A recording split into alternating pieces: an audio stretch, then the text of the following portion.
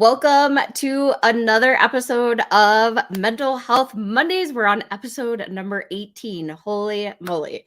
I am so excited to bring on our guest today, but why are we here today? On Mental Health Mondays, we talk to professionals in the mental health space or people who experience or live with a mental health challenge or mental health advocates. And I, again, am so excited to bring my guest on, Dr. Sarah Allen. Well, I'm just going to bring her up instead of introing her. Welcome, Sarah. Thank you so much for joining me. Yes, I'm so happy to be here. Yes. So I was going to try to do an intro and then I was like, you can just tell about yourself. So please tell a little bit about yourself. Yes, I'm a pediatric neuropsychologist and a mom of 2 kids and 2 bonus kids, actually. And so I have a practice where I see kids and help them to raise their little brains, which is my book and also my big movement right now to help everybody see their kids like little brains instead of like kids, because it's going to help to grow their skills instead of just managing their behavior. So I do a lot of work in schools, helping teachers and school personnel really create environments that are going to help their kids be more successful and help to develop school programs for kids who have different kinds of brains, whether that be Asperger's, ADHD, learning issues, or just kind of unique different profiles. I like to help to create those environments within the school system that are really going to be beneficial for them. And then I do a lot of school trainings about raising brains and the raising brains models. And I certify school districts in the raising brains model right now as well, which has been really fun. And then I also work with employers to help to support their employees who are also parents. And so I do a lot of talks about things that are the foundations of mental health, actually, things like emotions and conflict and how to use those things to propel you forward instead of hold you back in the work environment. And then how you can also do that to teach your kids these mental health foundations too. So I do a lot of different kinds of things, mostly speaking. I have some courses as well. But my favorite thing right now is really to be working on this Raising Brains movement, because I think it's such a great support for these mental health foundations. That's awesome. I know the very first time we talked, you always said the little brains. And I was like, oh my gosh, I love that. I'm like, we're all, I mean, my son, he calls everybody humans, at which I love. And then when we were talking, you call them little brains. And I'm like, oh my gosh. So that's something that totally stuck with me. Oh yeah. I mean, I can't get away from it. My partner makes fun of me all the time because, we'll be in the grocery store or somebody will cut us off in the, while we're driving. And I think about where their brains are. Well, they must've been having a really bad day. They just came back from seeing their great grandmother and they're really upset about this. And so they're driving or they're trying to get to work. And he's always like, stop it. But when you do that, I mean, I see all people really like that way. But when you really start to look at your kids that way, and even yourself that way and your partners that way, you start to look at what you need and how to build your skills up instead of just, like I said, managing behavior, sweeping things under the rug, which isn't a great pattern for mental health, creating positive mental health foundations. Yeah, I think that's really important. What you said too is looking at it from an aspect of what does your brain need, right? Like, yes, we are all different individuals and we learn differently, and our brains are developing similar and different. Mhm. And thinking of people as people or humans or brains, however you want to say that, I think is important. Mm-hmm. Yeah, I Definitely. mean, everyone comes at things, there's a lot on social media right now about thinking about other people's perspective, the hard day that they might have, that everybody is struggling with something, basically, is the kind of the push. And I mean, I think that that's important to recognize that everybody has their own things that they're dealing with it in their own perspective. And even from a brain standpoint, that's true. My mom used to say it's not about reality, it's perception. And when she said that, she was talking about friend relationships and things, but it's true from a brain perspective too.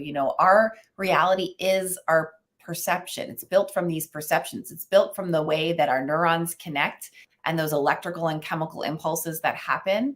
And it's so much perception that I don't think people realize you can change the way that your brain sees things by changing what you eat, by giving you chemicals like for ADHD, we would give a stimulant. So that would be dopamine would be the chemical. and you give more of that chemical, and people can concentrate and control and see the world in a bit of a different way. Or an antidepressant, you're giving serotonin more space, you're giving more serotonin to your brain. Now you're going to have a happier perspective, that you're going to be able to see things differently. And that's with chemical changes. Then you think about electrical changes, and we could put electrodes on your brain and make you feel something on your arm, or move your body in some way. That's how specific we can get. So we can really change things just based on changing the electrical and chemical makeup of your brain. So it really is perception. It's really that coming from that. That's how your brain builds, right? So it's going to build based on what you know, and then build up a little bit more and up a little bit more. So if we don't try to kind of meet people where they are and help to bring them where we want them to be, or even just recognize that they're going to see things, even just you and me looking here, we have a different perspective on things, on each other, from each other. And I think it's, even though we have the same shared experience here, we come about it very differently. And I think it's important to recognize that. Yeah, perspective, I feel like, is everything, because I know, at least like in my NLP training, we learn that you can only really see things from your model of the world. That's how we say it. And that's the whole idea of perspective, is I have a very different perspective from your perspective, and so on and so forth. And we can only really control ourselves and our own model of the world, and not try to intervene into other people's, right? And I think that's important to understand about both youth and adults, for sure. Yeah, definitely. And that's, again, it's how your brain works. Your brain is designed to pull information from the world and start to kind of categorize and group it, and then add to what it already knows. It doesn't start from scratch. It starts based on the experiences it already has. So even an infant, the reason 0 to 5 is actually the most growth that kids are ever going to have in their whole lives from a brain perspective. And so that's why we want different kinds of experiences, literally down to touch, those little toys with the tags on them that kids can go touch and feel. It's because they're building their brain that way, and they're building a base for these tactile experiences. And that's what we do. Our brains are designed that way. It's designed to find what you know and put something on top, not to go from scratch, not to change the perspective completely. Otherwise, that would be really inefficient. It would take us forever, and we would never be able to jump out of the way if somebody came towards us, right? So when you think about it like that, to me, it is about, help things you can control and things you can't control from a therapeutic standpoint, but just really from the science perspective of the brain. It would be inappropriate to expect. It's an inappropriate expectation to think that you can get someone to jump so far out of what they do. They're always going to apply it to what they know and then slowly move up forward. That's interesting. I know, we've had multiple conversations, but I love having the conversation, especially around the maturation periods, right? How the brains fully develop. And I know one of the things that stuck with me when we talk specifically about the curriculum, is how, youth in general don't think using their rational part of their brain. And I know that's something that I continue to tell other people, because for me, it made so much sense when you were telling me about that, based off of how they're maturing. So I don't know if you yeah, they don't have, it's not that they don't use it, it's that it's not fully developed right yet. So I like to personify parts of the brain. So even we're just talking about emotion development, right? You have a part of your brain in the middle called the amygdala. I call her Amy G because she's just so emotional. And I picture a puffer fish that anytime you get near her, she'll, she puffs. And if anyone has a preteen daughter, you probably know what I'm talking about. I have one right now that you could just look at her and puff goes. So that's, generally speaking, your Amy G. That her job is to get emotional. But then you have Franny, who's the frontal lobe of your brain here. And Franny's job overall in every domain is to control and regulate. So when it comes to emotions, Franny and Amy G are going back and forth all the time. But Franny doesn't fully develop until 25, maybe even later, they're talking about. And by the way, then after that, we start to see decline. But you're optimally right there somewhere in your mid-20s. But that takes a while. That control and regulation is actually a higher brain skill. So some Other animals don't even have a fully developed frontal lobe as the size frontal lobe we have. They may not have a version of it at all. And so this is really a highly adaptive trait that we have. And so we need to work on building that up. So little kids, when they fall in tantrum on the floor, they don't have their control and regulation centers built yet. So what we're trying to do is help them learn how to control their emotions, right? If a kid's kicking and screaming, you can say, take a breath. I want you to use your words. We're giving them how to regulate, how to get what they want without getting up that high emotionally.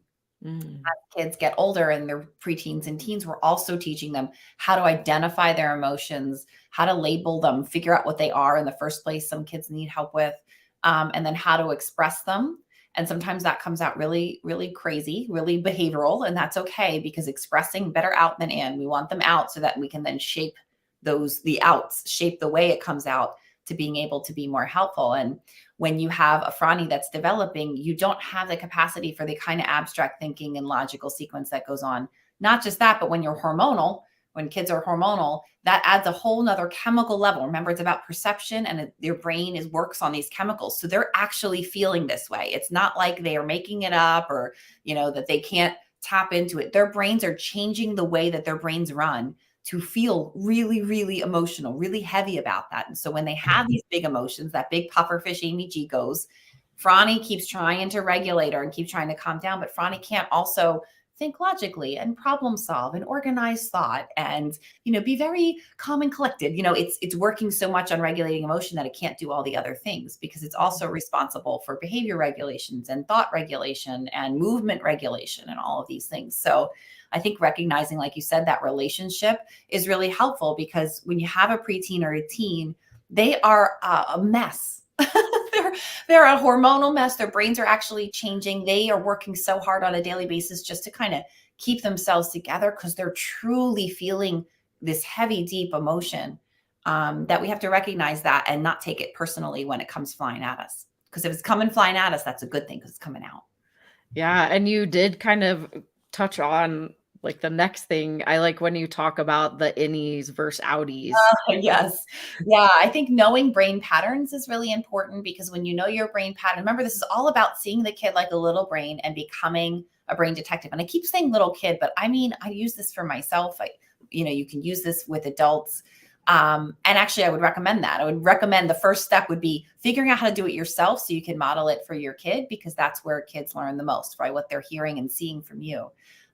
So yes, I think that you can start to figure out what somebody needs by figuring out what type of brain they have, because it's about figuring out the brain pattern, finding the right tool, and then using it in the right way. If we don't have that pattern, what we get is parents coming to us or teachers coming to me saying, I've tried everything and nothing works. It's not usually that they don't have the right thing. It's usually that they may not be using it in the right way, because they don't know the brain patterns. So a brain style would be thinking about innie and outie brains. And so innie brains are the ones I talked about before, where they can't even find the emotion. They kind of get quiet, they go withdraw. These are the kids that are tough to see in school. And honestly, they're tough to see as parents, because, we are running 1,000 miles a minute. And sometimes the quieter our kids get, the easier it is to run. And it takes us a little while to notice. But these are the kids that kind of go upstairs. They might, even when they get upset, they kind of just want to be by themselves. They might be a little ornery, I wouldn't say even ornery, more like a little like grumbly, but they don't really send it out. These kids also have a lot of trouble identifying how they're feeling, because they don't know. And I want to say that again, they don't know. It's not that they don't want to tell you. They won't. If you ask them how they're doing, they'll say, I'm fine, right? I'm fine. Everything's fine. But they do that because they don't know themselves. So we really have to help them figure that out. And they might end up with some panic attacks or with some big emotional reactions at times, but it doesn't really seem to go together, because they've never like attached those emotions to their behavior. And then you have outie brains. Outie brains, I think, are sometimes easier. I know they're harder for some people, but these are ones that they're sending everything out of their brain. So they're definitely ornery. They stop listening. They give you a hard time. They might throw something at you. They might get really behavioral, really nasty behavioral. And when you have that change in behavior in kids, it's often kids talk with their behavior. So when they're doing that, they're telling you that they need something. and they're sending their emotions out, but they're just not sending it out in the right way. And so they're already out. When you have it already out, now you can say, I'm angry, but you can't say, I hate you, right? You can say, I'm angry, but you can't throw anything across the room. Now all we're doing is shaping what's coming out and giving them the right way to send it out. You tell us, label the emotion, say what you need. So with most outie brains, they're going to need to remove themselves or catch themselves before they go up. So identify their triggers so that they can calm down, because once they go up, they're going to be up for a while. So we have two different brain styles. And when we know this, we can do the right intervention. I could just give you one. I'll give you an example of breathing, right? A breathing strategy. Parents would come to me. I tried everything. did that breathing thing. It doesn't work. Well, if you have an innie brain, that breathing strategy works really well when they get to that panic mode or when they have that issue. Then they can use that to calm their body down, and they can start to kind of find the emotion that they're feeling. It's a really great intervention time there. But with an outie brain, if you tell that outie to breathe while they're having a meltdown, you probably should duck, because they're going to throw something at your head. So they don't use, breathing isn't great there. Breathing is great on the preventative ends. Once you've helped them learn how to identify some of the things that make them angry, or what it looks like when their bodies start to get angry. Like you can say, listen, I notice you have been, you have trouble listening a little bit more. So if something goes wrong for you, you're quicker to go. You might want to keep that in mind right now. Then they notice that, then that's when the breathing can come in. So preventative. Once they go up, it's useless. So when someone comes to me and says, I've tried everything, and they have an outie brain, it's usually because they've told them to breathe while they're already up, and that doesn't work very well. So just knowing those patterns, you can do the same thing with journaling. There's ways to use it preventatively for some people and in the end for others. And knowing that pattern, I think, is really, really helpful when it comes to figuring out what interventions are going to be the best. What skills do we want to build? I mean, I'm sure as I'm talking, you can think about, do you have an innie brain or an outie brain, right? And what you need at those different times. And that's the stuff that's really effective, because now you're going to start saying it to your kids, and then, the people around you, and everyone's going to start labeling what kind of brain they have and what they need and how they manage things. And that's how kids learn how to do that themselves. Yeah, I mean, all of that. I love listening to you talk, because I learn so much every time, but I think it's important to acknowledge and understand the dynamics of the brain, right? Like, how can you help somebody best, and what may work for you is not necessarily going to work for somebody else. So finding that balance and understanding. But I also like how you said model the behavior for anybody, really, is the best way to do, and labeling. And I think that's one thing, at least with my son, because I'm pretty sure he's more innie than outie, because he'll just run away. But I really try to, use your words. How are you feeling? And a lot of time he doesn't know. And I say, that's okay. It's okay if you don't understand. And then now we're starting to try to understand a little bit more. I mean, he's 6, but still labeling and modeling is great. 6 is a great time to start. These things work from 3. I mean, from the minute kids start talking, even when they're even younger than that. If you think about it, you're always like, say cup, please. If you're saying, say angry, say I'm angry, and then I understand. Okay, what can we do? That the labeling is effective even younger. But this goes back to journaling with your son. So sometimes for an outie brain, you actually can use that strategy preventatively.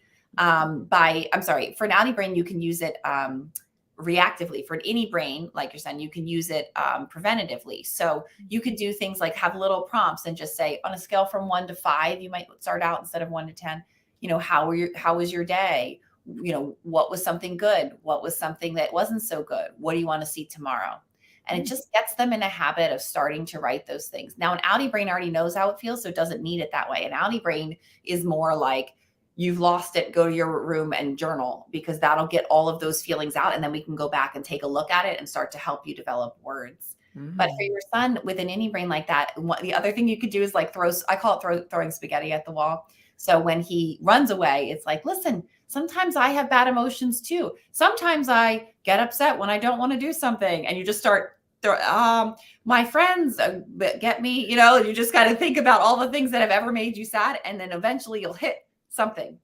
And then you're like, okay, that was the thing that made you. So what you're saying is that, you really wanted to go to the park, but then we changed the plan and we went home, and that really upset you.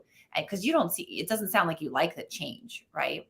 Okay. So what could we do next time? Instead, you could say, I'm upset, right? I think you were upset and that's why you ran. Were you upset? And you're just labeling. And then the next time, instead of running, you want him to say, I'm upset, because now you can work with it. You don't have to chase, right?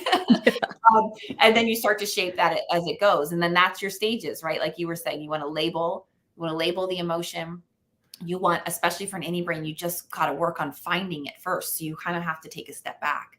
And then once you find it, you can then start to work on what else they can do. Do they use their words? Do you come up with a plan? Do you use a flex card, which works with some kids really well? It's a card that you just hand them and you say, time to be flexible, and all of a sudden you're allowed to be flexible versus when you don't. It's a great tool we use for kids with autism actually a lot. Because they're very concrete. And so that makes it okay to be flexible versus just not having it and having to be flexible. It's like a magic card. I don't know why it works, but it works. That and timers are like my two favorite. The timer goes off and everybody does what they need to do. I don't know why. So. Wow, that's awesome. I mean, I want to reiterate what you said too, was journaling for like an outie brain can be a reactive thing. And then for an innie brain, it can be a proactive.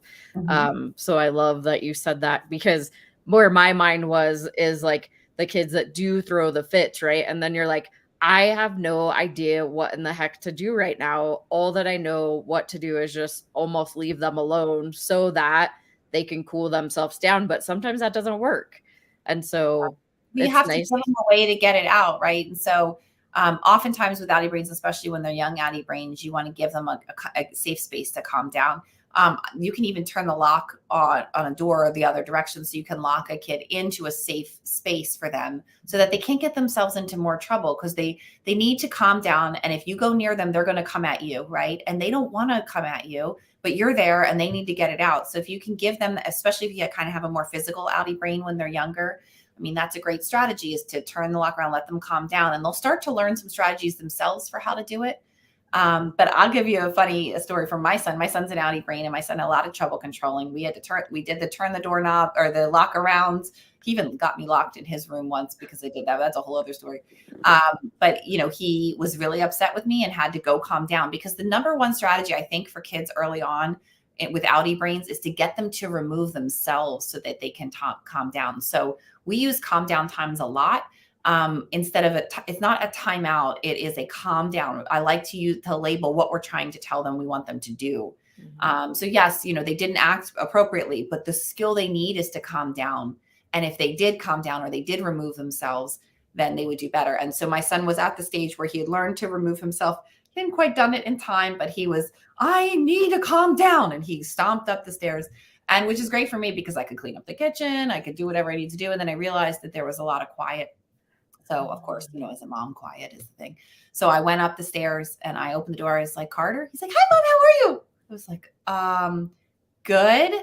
How are you? And he's like, I'm great. He's like, look what I did. And I had not talked to him about journaling. He was younger, so probably like 6, 7 at the time. And he had these like little pieces of ripped paper, all little journal papers, like a little notepad.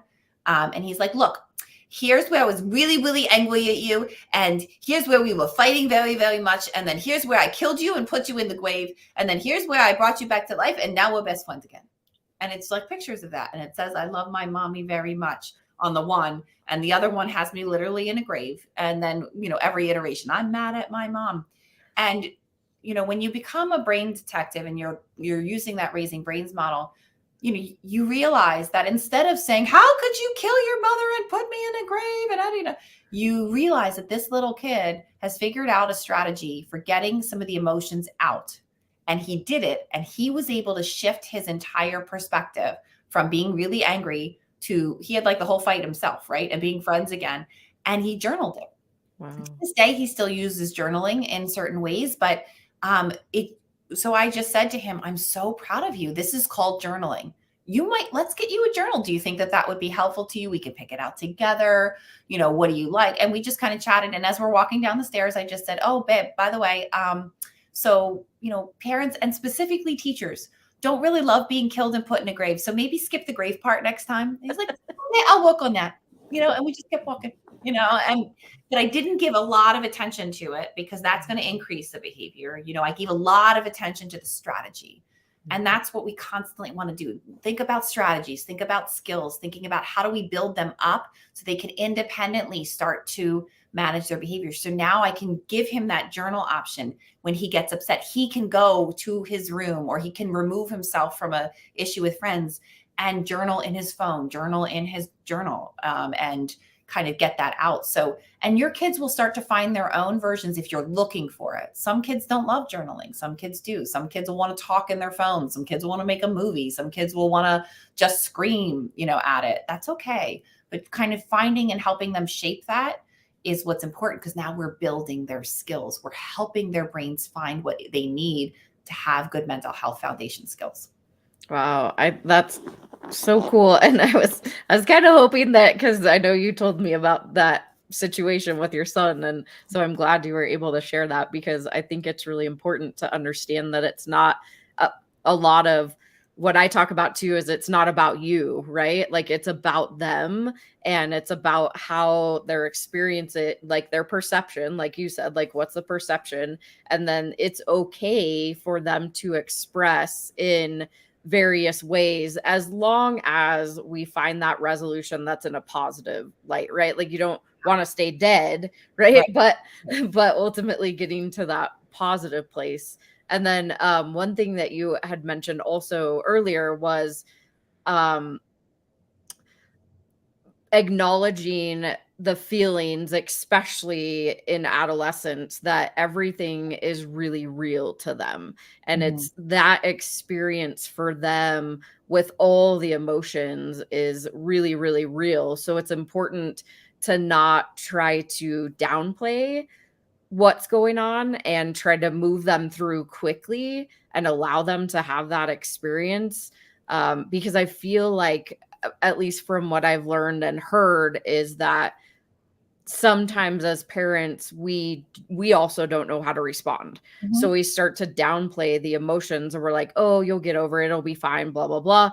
But being able to acknowledge that what is happening right now is really, really real. And that's why, speaking of like mental health and suicide, right? Like, that's one of the big challenges around, I wouldn't say challenge, but one of the big reasons why adolescents in particular opt to complete suicide, or at least attempt, is because of what's going on, because everything at that moment is really real.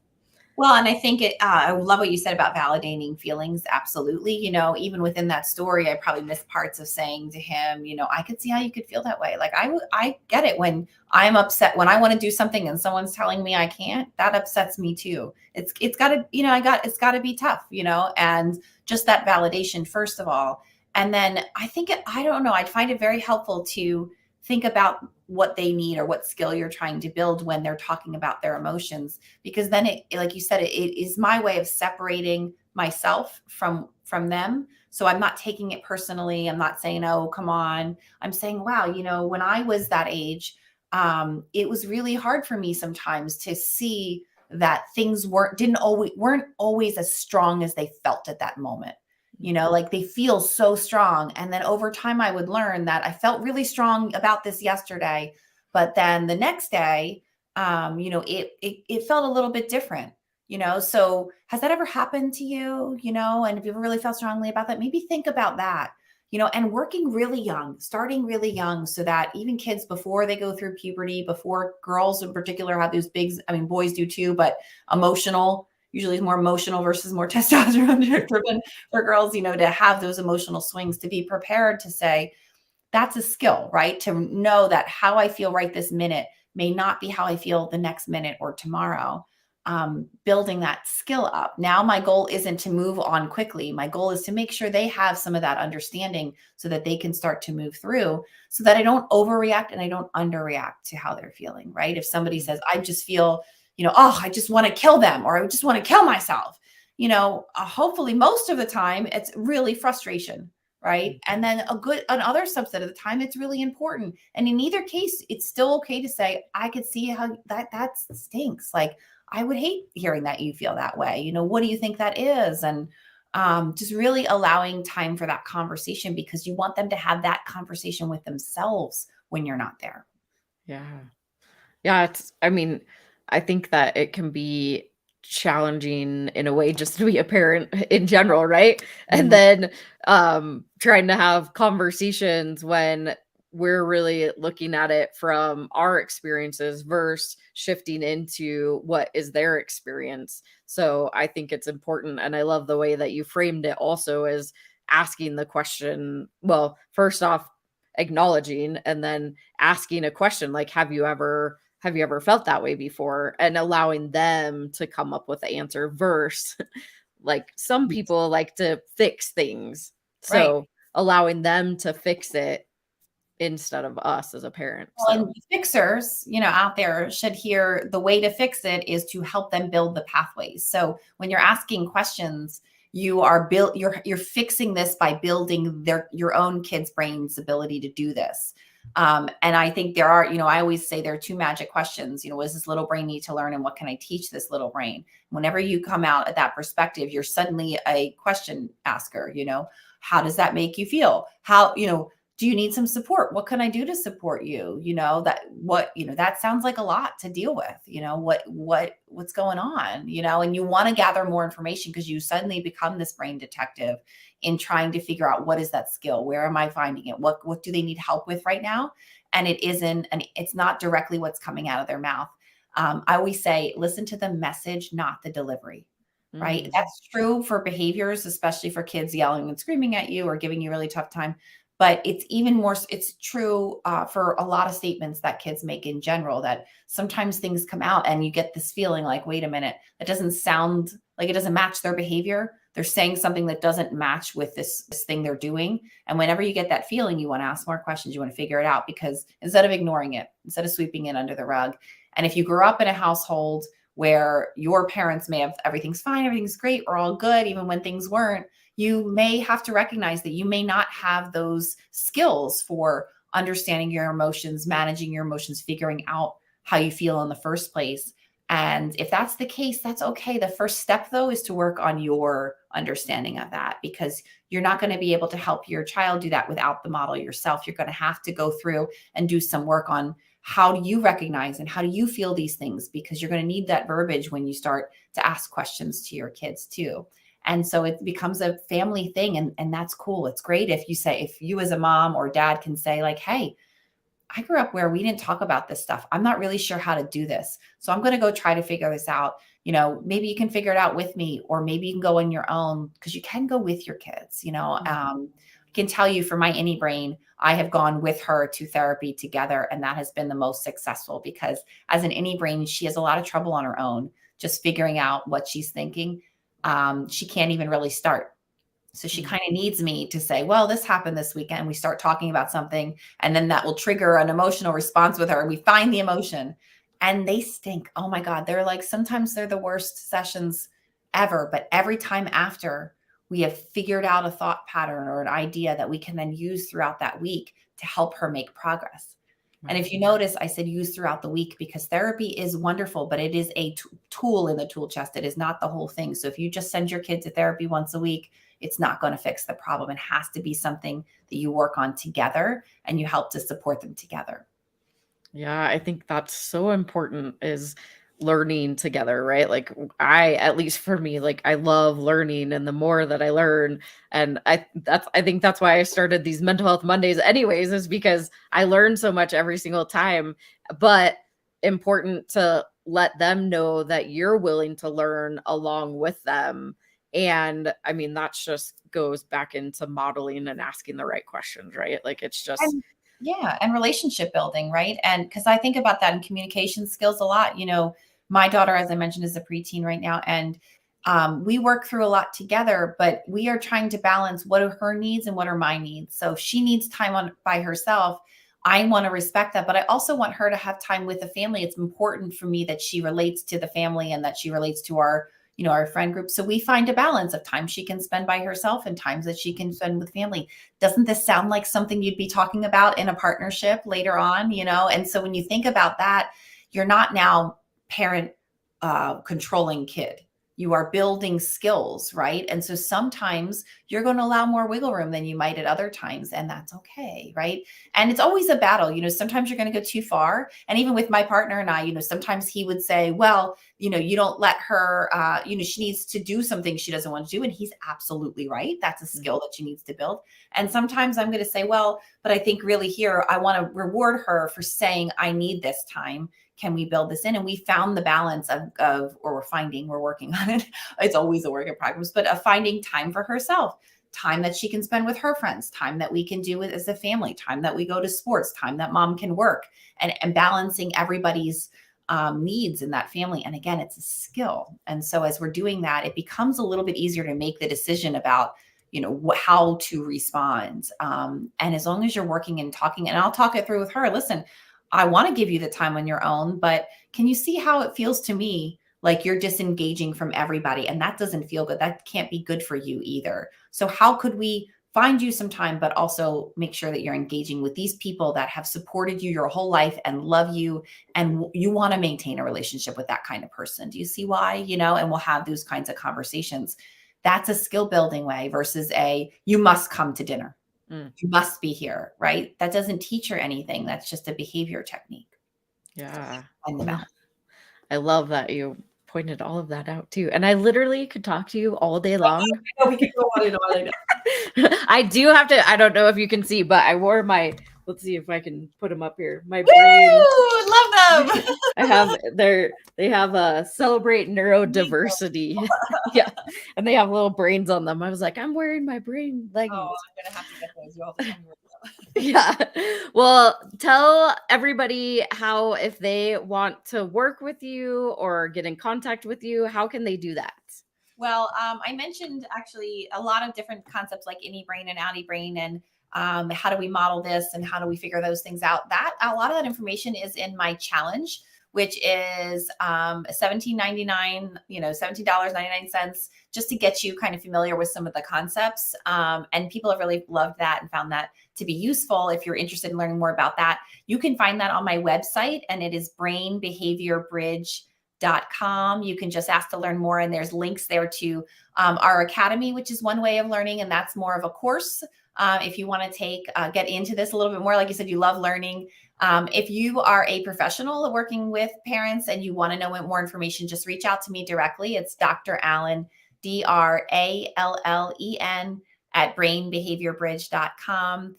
Most of my stuff is on that website, including the book here, Raising Brains, that you can get. But you can also find me on Instagram. I do a lot of parent and teacher tips every Friday on Instagram. And we also do some on Tuesday on the Brain Behavior Bridge website on Facebook. The Instagram is dr.sarah.l.allen. So it's dr.sarahLallen. And you can follow me there. And there's lots of different tips and tricks on that site as well. And of course, the up-to-date information. And then finally, we have a brand new mom course coming out. We had a lot of grandparents and new moms asking us for things, for grandparents asking us for the new moms, and new moms asking us for how do we even go about starting this. So if you're interested in getting on that wait list, let me know. And you can just email me at drallen@brainbehaviorbridge.com. Awesome. And I dropped all the links in the comments. So yes. So if anybody wants to find you, any last words that you want to throw out there? The only thing I would say would be that, we talk a lot about mental health from different aspects. And I know you do this a lot on Monday. And I just want people to start thinking about the mental health foundations that we can set for our kids, because mental health isn't always a reactive response, right? It's a proactive response too. And so as your kids are, even as we talked about, as young as 3, you can start building those foundations and those pathways that they're going to need to be able to support big emotional reactions and big responses later, or big events like a pandemic or something like that has hit us that we need to cope with. And so I think about mental health foundation skills as much as we think about mental health currently. Awesome. Well, thank you so much. I appreciate you being my guest today. I love everything that you do, and I love listening and learning. So Thanks for having me. Yeah, thank you so much. I appreciate you. All right. Well, that was another episode of Mental Health Mondays, where we talk to professionals in the mental health space, guests who experience or live with a mental health challenge, or mental health advocates. And you heard it from Dr. Sarah Allen, all about little brains. So if you didn't watch the whole thing, go back and watch it. Make sure that you like, subscribe, share, tell all your friends. But we are a 501c3 nonprofit, and we can't do it without your help. So all the education that we bring to you, and mental health and suicide education, all of our programs, we do that with the support of our monthly donors, which we call the Warriors for Mental Health. And you get, I'm not wearing my shirt today, but I brought it. Maybe if you can see, there you go. You can get your own Warrior for Mental Health t-shirts by only donated $20 or more per month. And that goes to all of our mental health programs. So be sure that you like, subscribe, share. And this was another episode. We'll see you next Monday. Bye.